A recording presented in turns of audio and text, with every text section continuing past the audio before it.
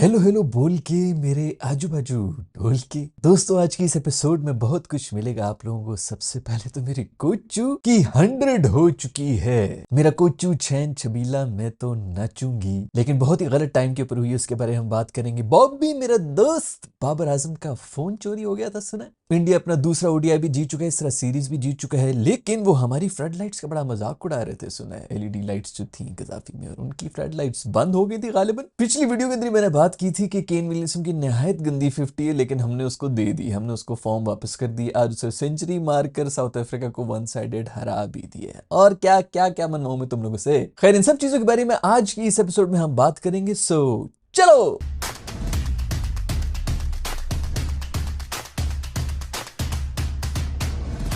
सबसे पहले बात करना चाहेंगे बाबर आजम के बारे में, जिनका फोन चोरी हो गया था पिछले दिनों। बाबर आजम ने, जिनको नहीं पता उनको मैं बता दूं, ट्विटर के ऊपर जाकर एक अपडेट की थी, एक ट्वीट की थी, जिसके अंदर वो ये कह रहे थे कि मेरा फोन गुम हो चुका है, इसलिए मैं किसी की भी फोन कॉल्स और टेक्स्ट का रिप्लाई नहीं कर सकता हूं। फोन बाबर का गुमा था, लेकिन दुख मुझे हो रहा था क्योंकि अब हमारे फोन नहीं होते, हम फोन के होते हैं। कुछ लोग तो खाना खाते हुए भी फोन यूज करते हैं। खाना खाते हुए खाना ना हो तो चलेगा, लेकिन अगर फोन ना हो तो नहीं चलेगा। घर वालों को अगर दिन में 4 दफा देखते हैं तो फोन को कम से कम भी 4000 दफा। आजकल के जमाने में लोगों की नहीं फोन की सुनी जाती, और अगर हम गुम हो जाएं तो हमारे पास तो किसी का नंबर भी नहीं है। रेस्क्यू करने के लिए भी कौन आएगा, हमें कोई आइडिया नहीं। बाबर ने बोला कि उसका फोन गुम हो गया, तो सबसे पहले ट्वीट किसने किया? इमामुल हक ने किया, और उसने कहा भी ये कि शायद इसीलिए तुम मेरी कॉल्स का जवाब नहीं दे रहे। मेरे दोस्त, वो आपकी कॉल्स का इसलिए जवाब नहीं दे रहे क्योंकि वो आपकी पोजीशन लेकर टीम के अंदर बैठ गए। खैर, इमाम के इस ट्वीट के बाद लोगों को सबसे पहले शक इमाम पर ही हुआ था, क्योंकि ओपनिंग स्पॉट इसकी बाबर ने ले ली है। सो अब इस पे शक ना जाए, इसलिए ज्यादा कंसर्न शो कर। लेकिन भाई, मसला बाबर का हो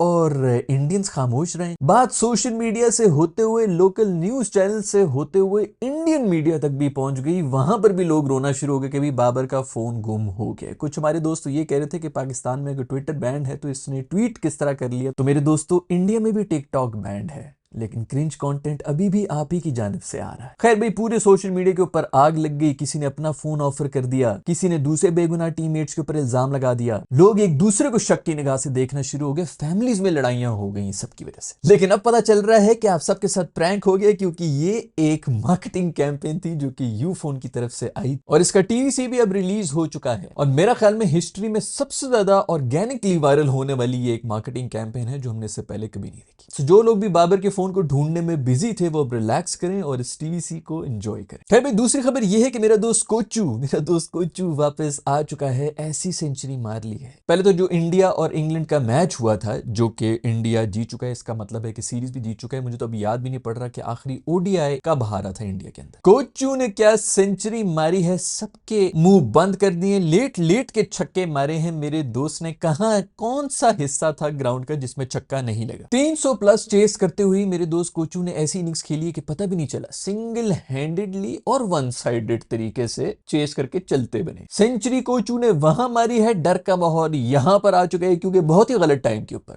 निहायत गलत टाइम के ऊपर अभी चैंपियंस ट्रॉफी आने ही वाली है चंद घंटे में, और इनकी फॉर्म वापस आ चुकी है। हर मैच में इनके कोई ना कोई एक मैच विनिंग परफॉर्मेंस आ रही है किसी एक इंडिविजुअल की तरफ से। मतलब 11 में से कोई एक ऐसा आता है जो कि एक ऐसी परफॉर्मेंस देके चला जाता है जो मैच ही ले जाता है। छोटी मोटी सेंचुरी नहीं मारी है मेरे दोस्त कोचू ने, ऐसी एग्रेशन के साथ सेंचुरी मारी है भाई कि सबका मुंह बंद हो चुका है। कोई वो नहीं कि भाई बिल्कुल आराम से भी ये खेल सकता था। आराम से कीजिए, मेरी तो फॉर्म शॉर्म नहीं है, मैं आराम से जो है वो अपने रन शंस बनाऊं, थोड़ा टाइम गुजारूं मैं ग्राउंड के ऊपर, पिच के ऊपर, ऐसा कुछ भी नहीं किया। फुल एग्रेशन के साथ किया। बीच में एक चांस मिला था मेरे दोस्त को, जिसके ऊपर अंपायर्स कॉल के ऊपर ये बच गए थे। मैं 30-35 रन के ऊपर ये थे, लेकिन इतनी ही एक लक चाहिए होती। जैसे ही वहां पर ये बचा है, मैंने अपने दोस्त को कह दिया, मैंने कहा दोस्त अब देखना, अब ये नहीं रुकता। अगली बॉल के ऊपर दोस्त ने मारा है छक्का, और बस फिर दैट वाज इट। बड़े प्लेयर को सिर्फ एक इसी किस्म की कोई लाइफ लाइन मिलनी चाहिए और फिर सब कुछ बदल जाता है। अपील मेरी मेरे दोस्त कोचू से ये कि भाई तूने अभी ही ये फॉर्म पकड़नी थी। अभी 2-3 हफ्ते के बाद पाकिस्तान के साथ मैच था यार, उसके बाद कहीं जितनी मर्जी तुमने सेंचुरियां मारी थी मार लो। हम तो इंतजार में बैठे हुए थे कि कोहली भाई जो हैं उनकी जो बिगड़ी फॉर्म होती है उसको हम बना लेते हैं। यहां पर तो शर्मा साहब वैसे ही फॉर्म के अंदर आ रहे हैं। लेकिन स्पेशल शाउट आउट में देना चाहूंगा मेरी दोस्त विद्या बालन को। जब सब लोग इसको लान तान कर रहे थे, मेरी दोस्त ने जो है वो एक उठाया था, इसके लिए अपना स्टैंड लिया था, आवाज उठाई थी और सब लोग ने कहा पीआर है, पेड है, ये है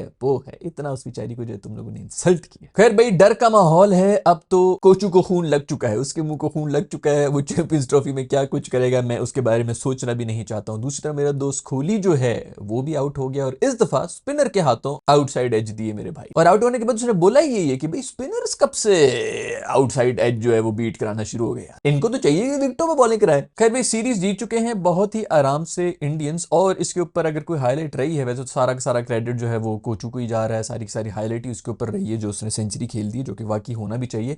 लेकिन जद्दू ने एक दफा फिर से बहुत ही बेहतरीन बॉलिंग कराई। 300 से ज्यादा रन खाए हुए थे, लेकिन उसके अंदर भी इसने सिर्फ 35 रन ही दिए और 3 आउट भी किए। वरुण चक्रवर्ती को भी वापस डाल दिया गया। स्पिनर पे स्पिनर डाले जा रहे हैं। हमारे पास कोई स्पिनर ही नहीं है। हम लोग जो है 7 नंबर तक बैटिंग ठोंस रहे हैं और बैटिंग ऐसी है कि 20 ओवर के अंदर ही हमारा मैच खत्म हुआ वो। लेकिन एक बात मैं बता दूं, अभी भी वैसे उनको जरूरत तो नहीं, उनकी बैटिंग और स्पिन बॉलिंग डिपार्टमेंट ही इतना टफ जा रहा है, इतना जबरदस्त जा रहा है कि उनको जरूरत नहीं है। लेकिन बुमराह के बगैर काफी ज्यादा वीक पेस अटैक लग रहा है इंडिया। और अभी तीसरे मैच के अंदर बुमराह आएगा या नहीं आएगा, ये एक बहुत बड़ा क्वेश्चन है। खैर, उसी से मुझे याद है कि इस मैच के अंदर एक बहुत जबरदस्त किस्म की हरकत भी होगी और वो ये हुई है कि इनकी जो फ्लड लाइट्स थी वो बंद होगी और इतनी लंबी बंद हुई कि प्लेयर्स को बाहर जाना पड़ेगा। कोई एक दफा भी बंद नहीं होगी, छोटी मोटी फ्लिकर होगी, ये होगी वो होगी। ये कहीं गलती से भी कजाफी के अंदर हो जाती। बेसिकली हुआ भी ये कि कजाफी के अंदर सचिन को बॉल लग गई और उसके बाद से मैंने अपने दोस्त को उस वक्त कह दिया, मेरा दोस्त जो है वो सब कुछ जानता है क्योंकि मैं उसको सब कुछ खुद ही बोल देता हूँ। उस वक्त मैंने बोल दिया था कि भाई ये अभी देखना इंडिया की नेशनल न्यूज के ऊपर आ जाएगा कि लोग कह रहे हैं कि ये एलईडी लाइट्स की वजह से जो हमारे भी यहाँ पर बैठे हैं बहुत से क्रिकेटिंग एक्सपर्ट्स हैं जो कि ये कह रहे हैं कि ये लाइटों की वजह से हुआ है। लाइटों के अंदर पूरी दुनिया के अंदर बॉल जो है वो लूज हो जाती है, ये कोई पहली दफा नहीं हुआ है। अनफॉर्चुनेट इवेंट ये था कि बॉल इतनी नीचे थी कि वो सीधा उसके सर के ऊपर ही जा रही थी, वरना जितने भी कैचेस ड्रॉप होते हैं वो अक्सर लाइटों में गुम हो जाती है। फिर अल्लाह तवक्कुल ही होती है कि बॉल किधर जा रही है। तो फ्लड लाइट्स में बिल्कुल होती है, बल्कि दुबई में वो जो रिंग लगी हुई है नीचे लगी हुई है उसके अंदर अक्सर ये होता रहता है। लेकिन उसकी नेशनल न्यूज बन गई थी कि इनकी फ्लड लाइट्स बहुत ही गंदी क्वालिटी की लगी हुई थी और उसका जवाब अब ये हुआ है कि इंडिया के अंदर फ्लड लाइट्स बंद ही होगी। अगर आपको वहां पर बहुत ही अंधेरा फील हो रहा है तो हमें बता दें, हम कजाफी वाली लाइटें जो है उनका मुंह उधर कर दें ऑन करके। वैसे भी कजाफी स्टेडियम के अंदर जो हमने फ्लड लाइट्स उतारी हैं, अगर आप कहें तो हम आपको भिजवा देते हैं क्योंकि हमारे तो वो काम की है नहीं। हालात इतने बुरे हुए हुए थे कि ऑडियंस ने, क्राउड ने जो है वो पूरे के पूरे वो मोबाइल की टॉर्चें ऑन कर दी थी कि भाई इस लाइट पूरी है, तुम लोग गेम खेलो। कोल्ड प्ले का कॉन्सर्ट हर जगह तो हो नहीं सकता था, इसलिए उन्होंने यहां पर ही माहौल बना दिया था। खैर, मुझे तो बहुत दुख हुआ। मैं तो उनकी इंग्लैंड के जो प्लेयर्स उनकी सेफ्टी के लिए बहुत ज्यादा परेशान हो रहा था कि यार ये फ्लड लाइट्स का जो मसला हो गया ना, इंग्लैंड बेचारे जो है इसी वजह से बेचारे वो हार भी गए। सो मेरा ख्याल में ये जो रिमेनिंग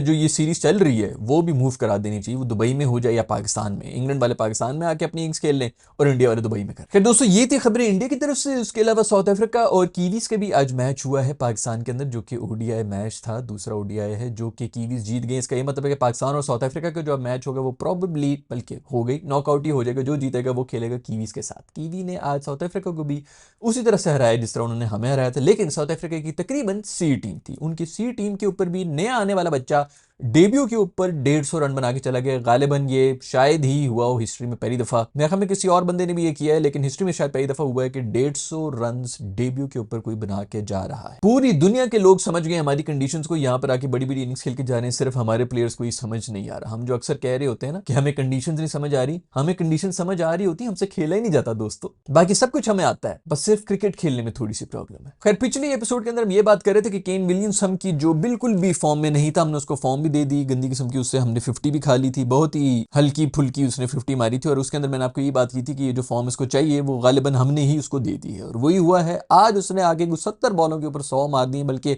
120-30 मारे हैं एंड में, तो वो पूरा चेस करा के जो है खत्म करके मैच गया है वो। लेकिन वही हुआ जिसका डर था कि पाकिस्तान ने केन विलियमसन को भी बिल्कुल प्लेट में रखकर फॉर्म वापस कर दी है, जो कि हमेशा से हम कर रहे होते हैं। अब मोस्ट प्रोबेबली जो सबसे बड़े खतरे में है इस वक्त वो है विराट कोहली। तो वो बिल्कुल फिक्र ना करें, पाकिस्तान के साथ मैच आ रहा है, उनकी भी फॉर्म हम वापस ही दे देंगे उन्हें। 2019 के बाद केन ने आज 100 मारी, मतलब तकरीबन 5-6 साल के बाद आज उन्होंने एक सेंचुरी मारी। खैर, साउथ अफ्रीका की सी टीम ने हमें हरा दी और मेरा एक सवाल है इस एपिसोड को खत्म करने से पहले मैं ये करना चाहूंगा कि अगर ये सारी कंडीशन स्पिनर्स की हैं तो हमने स्पिनर तो रखा नहीं है ऑफ कोर्स, उसके पीछे तो क्या साइंस चल रही है मुझे आज तक समझ नहीं। और हमारा पेस अटैक जो कि इस वक्त मेरे ख्याल में सबसे कमजोर पेस अटैक, और हमें लग रहा है कि जिस तरह वो बहुत बड़े लेजेंड्स हैं, ऐसी कोई बात नहीं है, उन्हीं पर हम इन्हिसार कर रहे हैं। ऑलराउंडर्स भी हम वो रख रहे हैं जो कि तेज बॉल फेंक सकें। तो हम पेस के ऊपर तो पूरा इन्हिसार कर रहे हैं। मुझे ये बताएं कि जो स्पिन को खेलने वाले बैटर्स हैं वो क्यों नहीं है इस वक्त टीम के अंदर, यानी कि सऊद शकील किधर है। या तो मैं बहुत ज्यादा सोच रहा हूं या फिर मैं बिल्कुल ही पागल हूं और ये सब जीनियसेस हैं, क्योंकि मेरा ख्याल में अगर इन टर्निंग विकेट्स के ऊपर सऊद शकील नहीं है टीम के अंदर, स्पिनर ना होना तो वो तो अब मैंने बोलना ही छोड़ दिया कि भाई स्पिनर किधर है कि नहीं है,